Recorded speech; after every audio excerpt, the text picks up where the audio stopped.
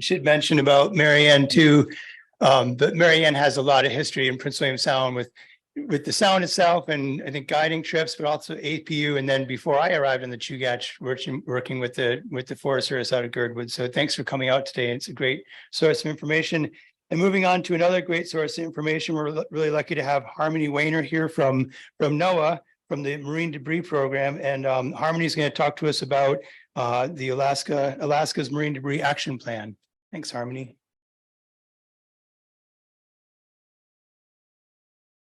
Yeah, thanks. And my other hat is Sea Grant. So I appreciate the Sea Grant shout out there. And I know some of those people working on the Clean Harbors, and someone that is like me, a Sea Grant fellow, will be working on the Clean Harbors project statewide next year. But I just wanted to give a little introduction to myself. My Yupik name is Chugach. My English name is Harmony Jade. And I'm originally from Naknek Native Village, but now I live in Anchorage, and so I feel really lucky to be here as a guest on Chugach lands. And now my official title is Alaska State Sea Grant Fellow under the NOAA Marine Debris Program. Yeah, I guess next slide. So what is marine debris? We work in the small scale, microplastics, all the way up to derelict vessels. And so here's just a few examples from around the state of our work. The kid in the corner is my nephew. I just was out in Unalaska, where I also grew up doing a beach cleanup there with some community partners. But I think the unique thing about Alaska marine debris, as maybe you guys know, is that a lot of it is from distant sources. So the picture of the bottle with Korean writing, that's from Unalaska on a local beach. And so it's coming from distant sources, but also from the fishing industry. And then, yeah, microplastics as the styrofoam bead on someone's finger. And next slide. And what are the impacts? Maybe this is some review, but a big one is ingestion for species, and they can't process plastic specifically, and that leads to the death of the animal, or entanglement, and then also endangering, boats, infrastructure, and ghost fishing, where species are still caught by lost fishing gear. And so how does marine debris get to Alaska? Again, a good thing to keep in mind is that what we see on beaches is basically just floating debris. And so we have no way of knowing how much debris is just sitting on the bottom of the ocean too, which is kind of a scary thought. And so this concept of currents and wind, and the term of windage, like how much of the item is above water and can be caught by wind currents. And so this means that barrier islands like Montague in the Sound receive a high amount of wind energy and storms, and that brings debris from all over the Pacific, maybe container spills and things like that. Like our partners at Gulf of Alaska Keeper have seen kids' bike helmets on Montague Island and things like that that have spilled over from containers. And next slide. So this is just a brief map of our big partners and grant agencies and all the work that we do statewide. So one is based out of Juneau, and that is preventing packing bans from entering the marine environment, because those are extremely destructive to especially like sea mammals like pinnipeds. And they work a lot with the Pribilof Islands. And then in the Gulf, there's a lot of effort from Gulf of Alaska Keeper, Ocean Plastics Recovery Network. And we're seeing more and more funding be allocated to marine debris in the state with the infrastructure money. So this is a busy slide, but just an overview of all of our partners. So my hats are federal and also academic, being housed under Sea Grant at UAF. But marine debris is just such a collaborative effort to try to get things off the beaches, even the logistics wise, and the funding. So I was appreciating the emphasis on marine debris action for the Stewardship Foundation as well, because it takes a whole community and a lot of great people working on this to help mitigate the issue. Next slide. So action planning, what we're working on now is a statewide strategic plan to kind of catalog the impacts of the issue, and like these things, action, needs, priorities, context. And my emphasis is a lot on context. So bringing the reality of Alaska. I'm born and raised here, Alaska Native. And so I've been doing a lot of community outreach and just seeing what the impacts of the issue are across communities and what we want to see as far as support for smaller communities and money going to them instead of these larger agency efforts, and painting the picture of what it is like to do a cleanup here and where the debris is coming from to our larger federal partners to hopefully get more money into the state for this great work that needs to be done. So what's our decisions on the action plan for now is that we have been hosting a lot of listening sessions this whole year at conferences, kind of like this one, with various stakeholders. And we also have a steering committee composed of a lot of different federal partners, as well as representatives from the private sector to advise what needs to be included in this plan. And it's also going to be a living document, so it's revised every 5 or 2 years. So if your input isn't included now, it can always be added later on.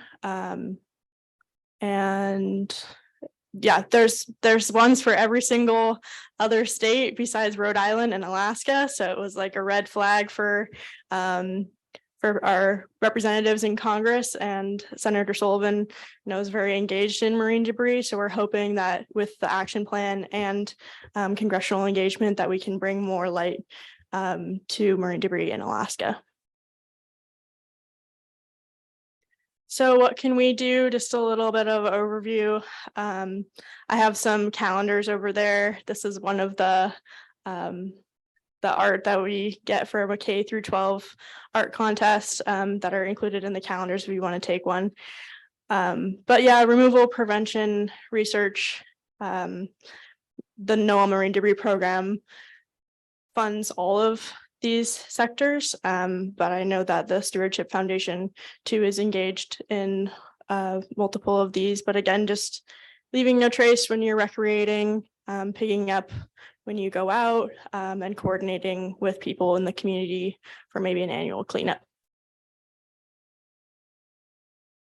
And so here's a QR code if you want to take a picture of it, and it leads you to an input form for the action plan going on right now. We're supposed to have a more final draft in the fall time. And again, we can add you to our mailing list if you want to get updates from the federal side of marine debris, and put you in contact with the larger marine debris community. Again, my position is only a year long, so you can feel free to get in contact with me until the fall, but my direct boss, Peter Murphy, is the Alaska Regional Coordinator, so he'll be working on this issue going forward. But I'll take any questions you guys have.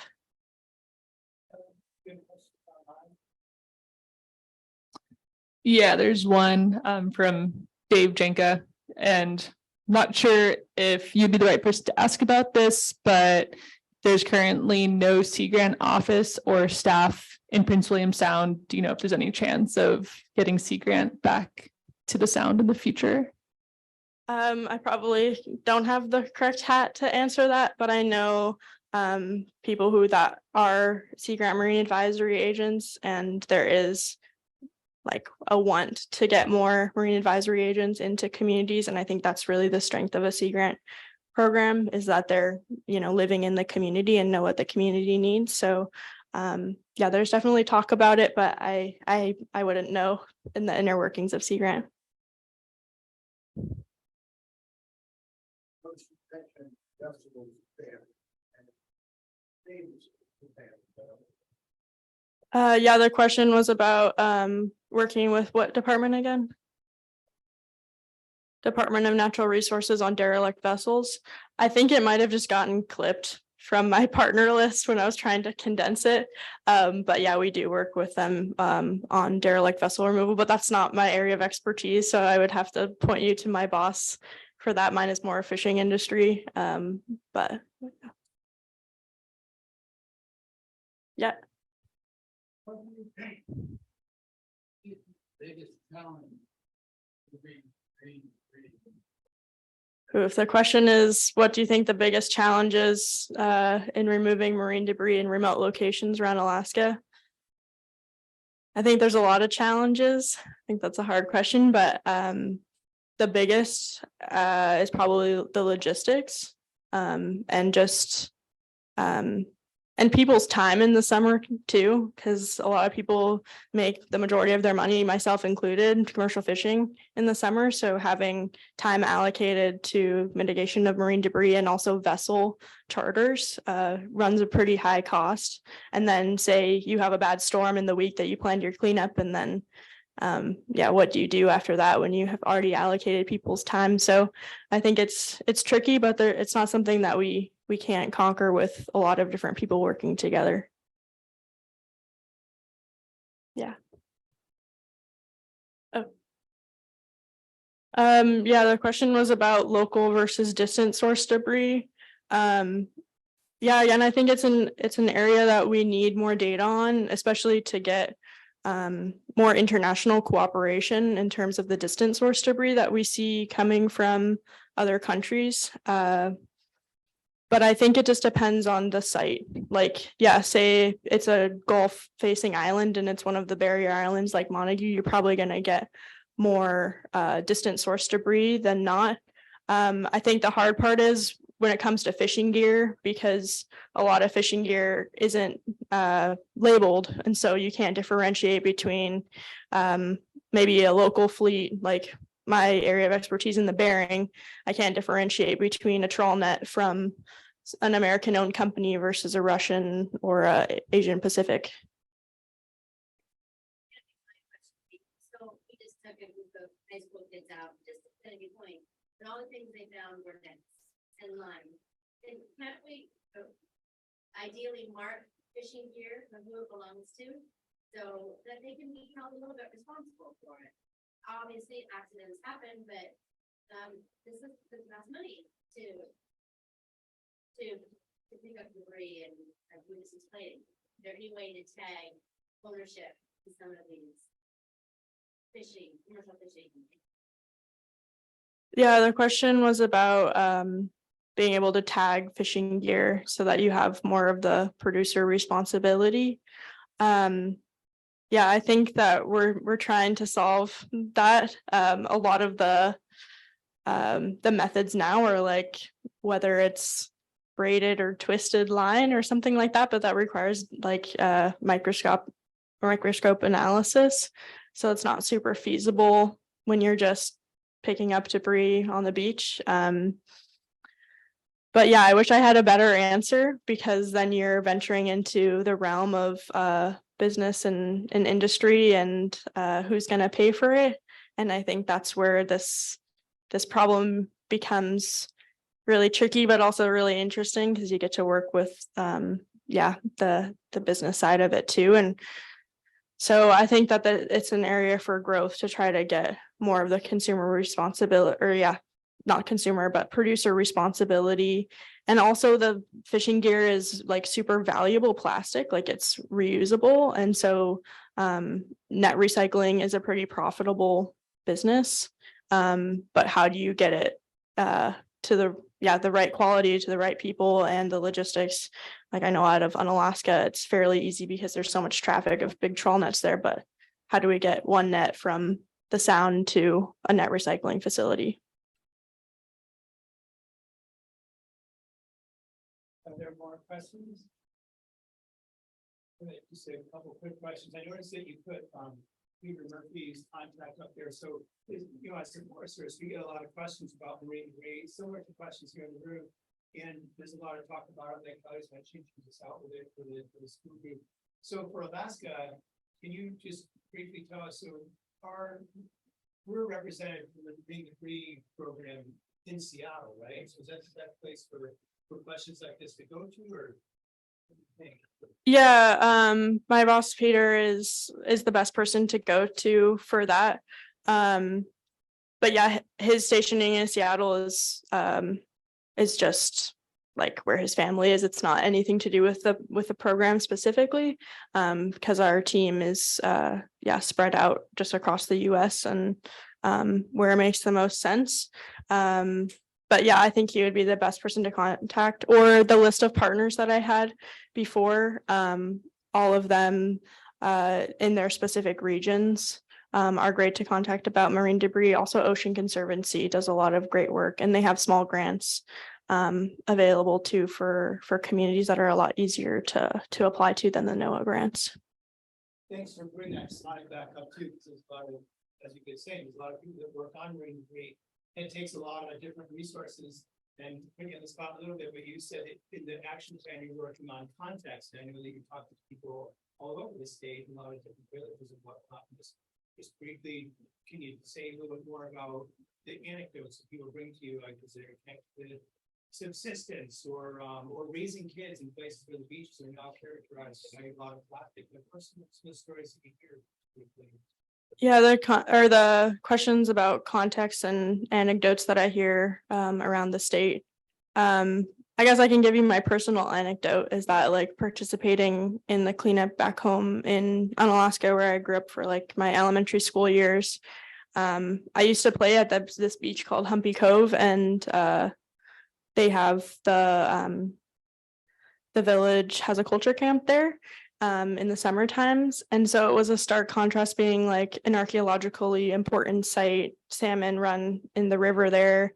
And it's a great place for recreating, but also the amount of debris was quite shocking to me because I hadn't been to the island in 12 years doing that type of like recreating on beaches. And it was an amount that was quite shocking and the distant source debris too, not just, growing up, you'd see a few people leaving like chip containers or, something from when they had a fire there, but I wasn't expecting to see, water bottles from Korea and Russian label packaging and big lines and a bunch of pairs of wash shoes and, all of that kind of stuff. So I hear that a lot. And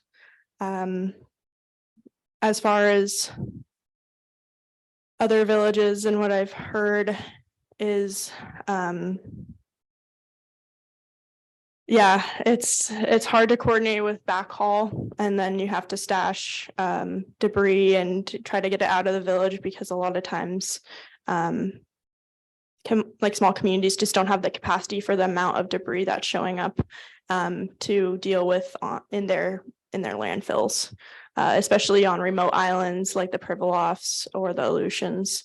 There's just not enough space to put those really big, large buoys, the trawl nets, those kind of industrial fishing byproducts in a local landfill. So we're trying to work to get more coordination between people that are already going back to a port, or say like the cannery vessels that bring supplies for the fishing season, load them back up with marine debris as they go down, and setting up a place in Kodiak to process that debris from other villages.